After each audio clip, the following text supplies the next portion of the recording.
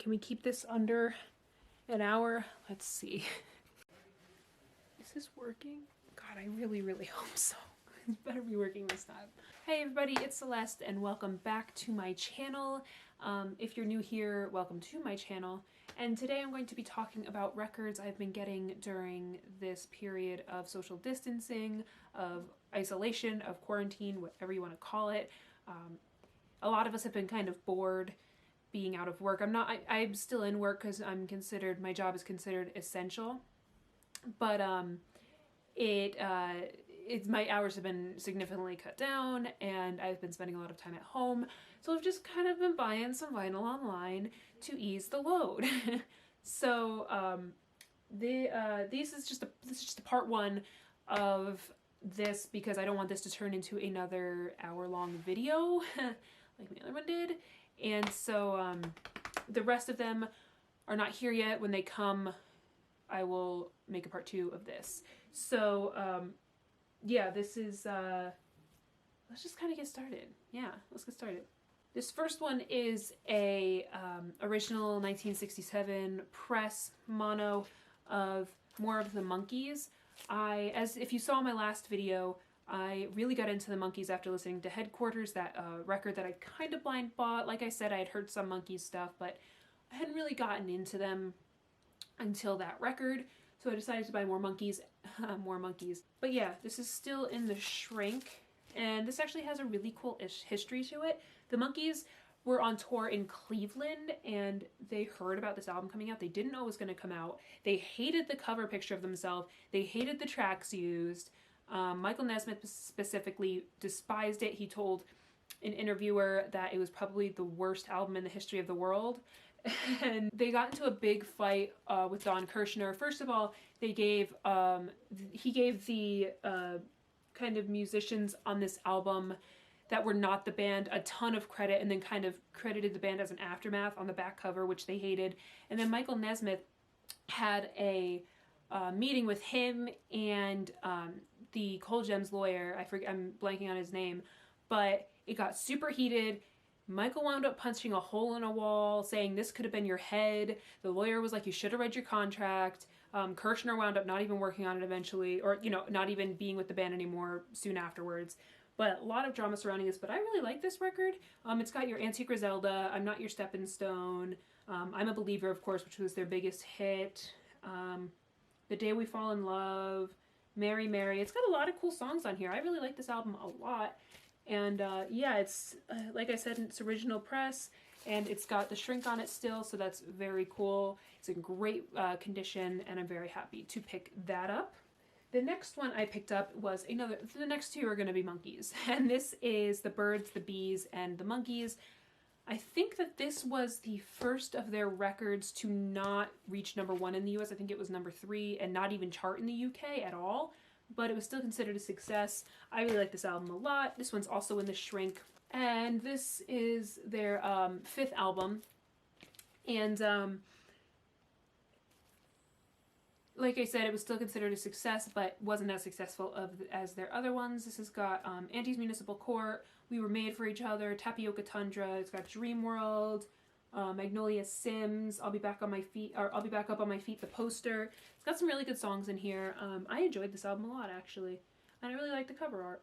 This is in stereo. Cole Gems, of course. Not the best label, we all know, but it was the original US, so you gotta have it, right?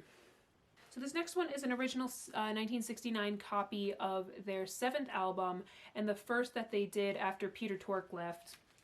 And that is the Monkees Instant Replay. This has Don't Listen to Linda, Me Without You, Just a Game, While I Cry, You and I, Shorty Blackwell, Man Without a Dream. So yeah, this was kind of when they were a group of 3 for a minute. And yeah, I love the amount of color on that cover. Right? That's good stuff. But yeah, this was coming into the last of their 60s days, and Peter Tork was gone, and this was all just this is the last of it. So, Instant Replay. The next we have is just a compilation album called Refocus. This has been repackaged so many times. The one after this is probably the most famous of those repackaging, which is the Monkees' Greatest Hits. I think it was also released as a few others before this, including Barrel Full of Monkees, Golden Hits, something like that. But yeah, this is just a compilation of some of their best. This has Last Train to Clarksville, which I love. Daydream Believer, love that one. A Little Bit Me, A Little Bit You, Listen to the Band. Pleasant Valley Sunday, which is great. Of course, I'm a Believer. Shades of Grey, I'm Not Your Stepping Stone, which is just a brilliant song. So I wanted to pick this one up. I really like the cover to it too. This was obviously released after they broke up. In 1971 this was released, and this is an original stereo copy of it. And yeah, this is just kind of, if I wanted to just put on some hit after hit of just bangers by the Monkees, this is a great album. And the last Monkees album that I got, at least in this part, is actually one that was put out in 1987, I guess since it was 20 years after, and that is the Monkees Live 1967. This is just the 1987 press of it. I love this. I really, really love their sound in this show. This is much more kind of raw, edgy, garage band sound almost, and there's a lot of banter happening, and all of them are playing their instruments, and it's just a really cool sound. If you've never heard this, but you've heard like the Monkees kind of more polished albums, I would really recommend giving this a go, because this is like, I really, really love their sound in this. This has some really great versions of Last Train to Clarksville, I Want to Be Free, Sunny Girlfriend, Your Auntie Griselda, Sweet Young Thing, I'm a Believer, I'm Not Your Stepping Stone,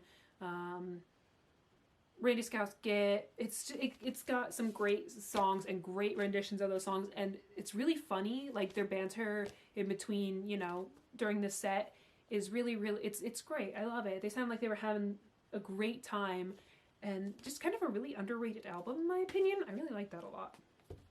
So that is all of the Monkees in this part of the video. So let's move on, or in this part of the two-part, I should say. So the next up is one of just my favorite albums in general, and that is Jefferson Airplane's Surrealistic Pillow. I got a really cool deal on this. This is an original 1967 mono, still in the shrink. I got this for a pretty damn good deal, and it sounds unreal. It sounds like maybe it had been played like once, but this is definitely my favorite of Jefferson Airplane, probably in any incarnation, Jefferson Starship, whatever.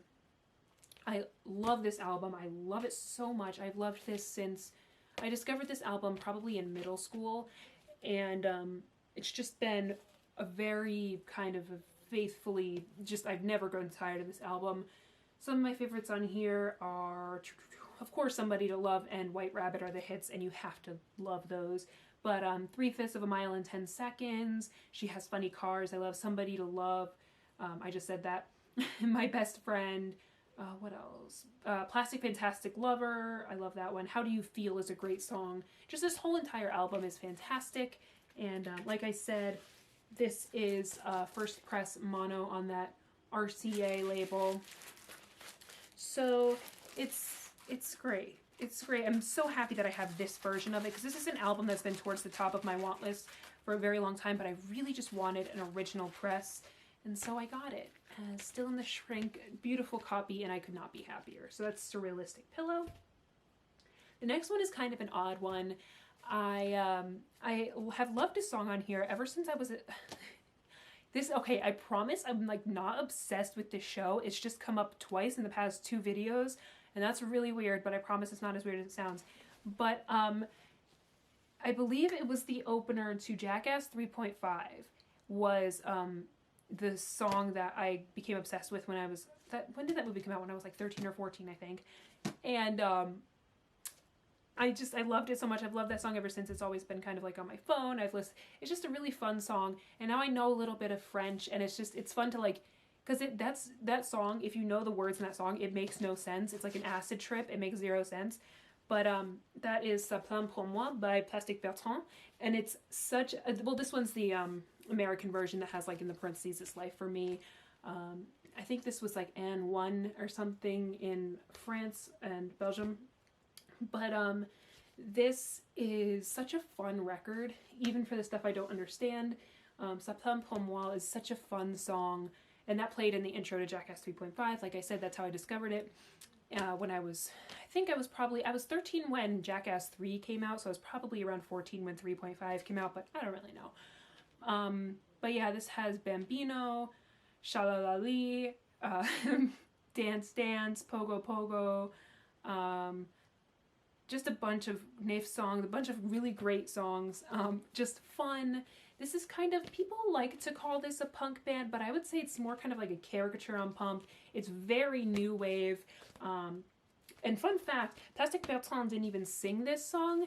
That was actually his producer who sang it because his voice just didn't work for the song. But he's always kind of just like, he did the video for it and everything, but they never hid that it wasn't him. His producers talked about it on multiple occasions, but that's just kind of a fun fact. He sings everything else, of course, but yeah, this is a super fun album. If you want something kind of foreign, if you're not from France, that is just really like, you can't not really just dance along to this. It's a fun album. This is by the way, an original 1977 press, and this is a promo copy, so that's pretty cool. And the next one that I have is kind of an odd one, for me at least, for me and my music tastes, but maybe not. Maybe it's not weird. I don't know, but I kind of grew up on it. It was released in 1999. I was born in 1996, so I kind of, I grew up on this band. It's Hooray for Boobies by the Bloodhound Gang. And the reason I picked this up was because, like I said, this came out in 1999. This is 2020, obviously. And they did a 20th anniversary thing that should have come out in 2019, so I'm not really sure about that. But so they did a 20th anniversary release, which sold out really fast. I'm very happy I picked this up when I did. It was gone like later on in the day after I purchased it. I don't know if I even got the last one maybe, but it's on this clear vinyl with, of course, that iconic label. And of course the sides are actually called A cup, B cup, C cup, D cup, because that's very Bloodhound Gang. But I've always had like a soft spot for Jimmy Pop, and he's an idiot, but he's a smart idiot. He knows how to capitalize on it, and he actually makes some like kind of witty shit. Like, he made the two hits, especially The Bad Touch. The Bad Touch was the huge hit off of this. I think Along Comes Mary was kind of a hit too, but I'm not quite sure. I just know that that's another huge one that I remember. Of course, that was a cover. It also has I Hope You Die, The Inevitable Return of the Great White Dope, 3.14, that song, oh my god. The Ballad of Chasey Lane. The 10 Coolest Things About New Jersey is especially interesting. If you've ever heard that one, look it up if you don't know what I'm talking about. That's Hooray for Boobies by the Bloodhound Gang.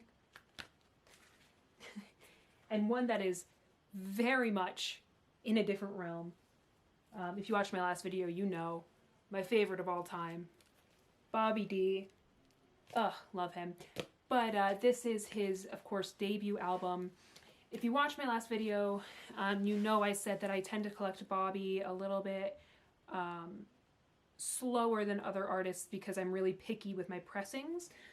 And this one is phenomenal. This is a 1963 repress of his 1962 album, and it's mono. I prefer the mono sound of his acoustic stuff. Just, there's not even a contest. Ask anybody. Like, it's, his early stuff is, listen to it mono, please. It's just, you can almost hear struggle happening in his early stereo pressings, like with the mastering. It's just kind of a mess. His mono sounds great. It sounds like you're right in the room with him. This is a great press. It's still in the shrink. This is a second or third pressing, like I said, from 62 or from 63 of his 62 album. And there is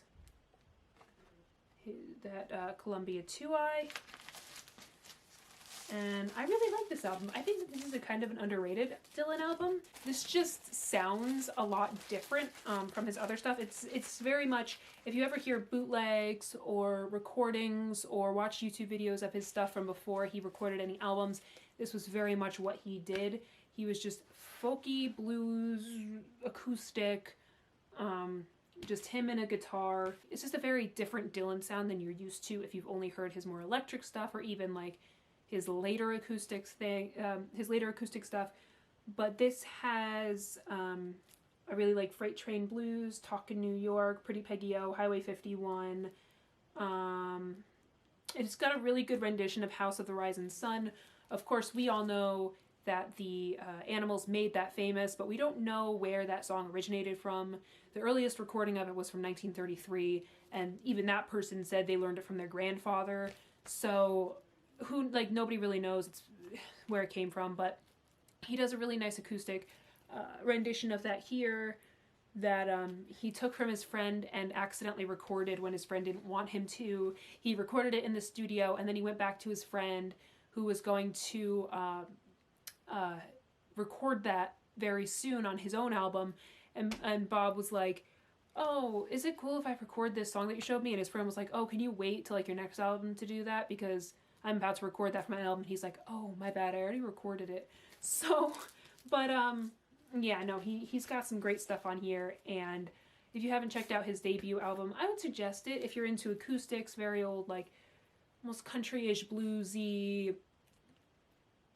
Yeah, I just love pretty much anything Bob Dylan does for the most part, almost for the whole part, and this is no different. So I'm very happy to finally have his debut in a great pressing, really early mono press.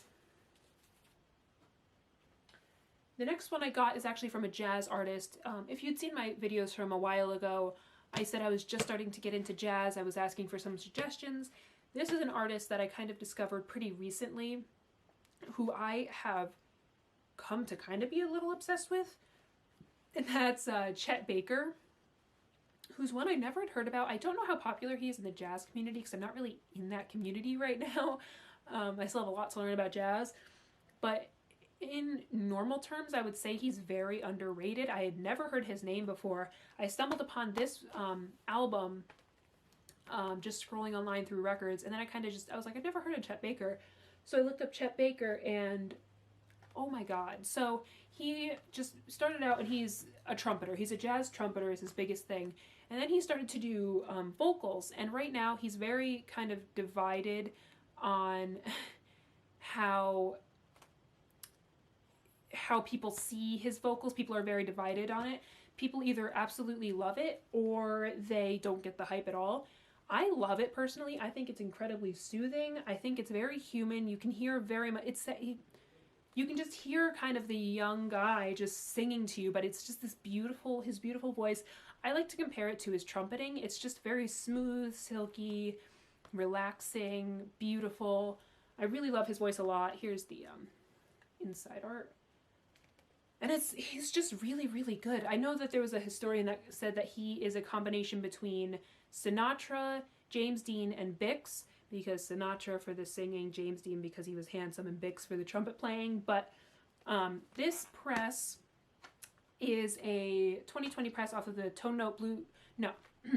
Blue Note Tone Poet series that I heard literally nothing but good things about. Everybody was ranting and raving, and then they were saying Chet Baker's was one of the best pressings on that. So I was like, okay, I have to get this. And this sounds unreal. Do you see how beautiful this, cover and stuff is, by the way? First of all, how glossy and beautifully packaged, sturdy. And yeah, so it sounds better than you could imagine. It sounds, if you're into jazz, if you've either never heard of Chet Baker, or if you're really into Chet Baker and you don't know if you should get this, get it. It is so good. And then my second Chet Baker album I got was a release from Record Store Day, Black Friday in 2019. And that is Chet Baker sings It Could Happen to You. This was another one I was suggested that sounds brilliant.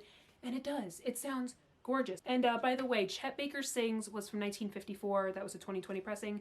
This is from 1958. This is a 2019 pressing. But both of these sound just beautiful. I know that this was this is all analog from the original master tapes, and it just sounds brilliant. And I need to give this one another spin. I've only spun this once since I got it, because then I started having issues with my record player that turned out to be issues with the cartridge and the stylus, and I had to get new ones, and I had to get new speakers, and it was a whole ordeal. But I haven't listened to this since I started having problems with that, so I really need to listen to this again.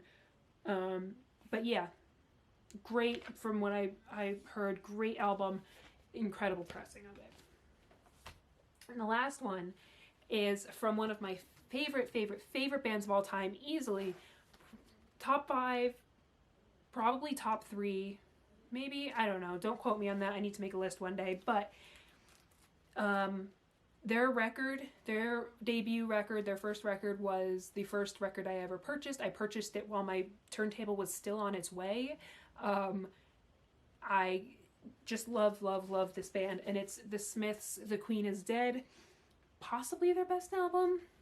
Objectively, this is just chocked with like masterpieces. It's got Frankly Mr. Shankly, The Queen is Dead, Never Had No One Ever, Cemetery Gates, Big Mouth Strikes Again, The Boy with the Thorn in His Side, which has a very special place in my heart because I worked on a film last year heavily centered around the Smiths in that time period and a lot of their music, and that was a big song in it. We did a huge sequence. The movie's not out yet, but I'm very excited to see it for that. But yeah, and here's the gatefold, by the way. And but yeah, and then it's got, well, it has There Is a Light That Never Goes Out. That is arguably, maybe objectively, the best Smiths song of all time. Arguably. And objectively. Definitely one of my favorites for sure. But just a gorgeous, unbelievably beautiful song. And that pretty much everybody knows. Some people say I'm not really a lyrics person. You know, you're either a lyrics person or you're not. I am so very much a lyrics girl. So Morrissey's songwriting is just unbelievable. I think he is so raw and open and kind of witty, tongue-in-cheek, you know, just kind of an asshole a little bit, but also very much vulnerable. And he and Johnny Marr, who is one of my favorite guitarists of all time, he's unbelievable. His years in the Smiths was just some of the best guitar playing you will ever hear. And their rapport together was rivaled by so incredibly few, in my opinion. And both of them are just brilliant, and I miss their days together because they were so good. But yeah, this is possibly my favorite album from one of my all-time favorite bands, The Queen is Dead from the Smiths. And this is an original 1986 press of this. Unfortunately, US. One day I'll get UK, but I just needed this in my collection. And one day I'll get UK. Don't worry. But yeah, that was my video. Thank you guys so much for watching. I have another video in the works, and I will also be posting a part 2 when the rest of my quarantine or self-isolation records arrive. And if you enjoyed this video, if you wouldn't mind giving it a thumbs up and subscribe, maybe, I would really appreciate that. That would mean so much. And leave a comment what you think of these records. If you've been picking up any records during COVID-19, stay safe, guys. Please stay at home. If you don't need to go out, don't. Stop hanging out with friends, and we'll get through this. All right, I'm gonna stop talking. Thank you guys so much for watching. Bye.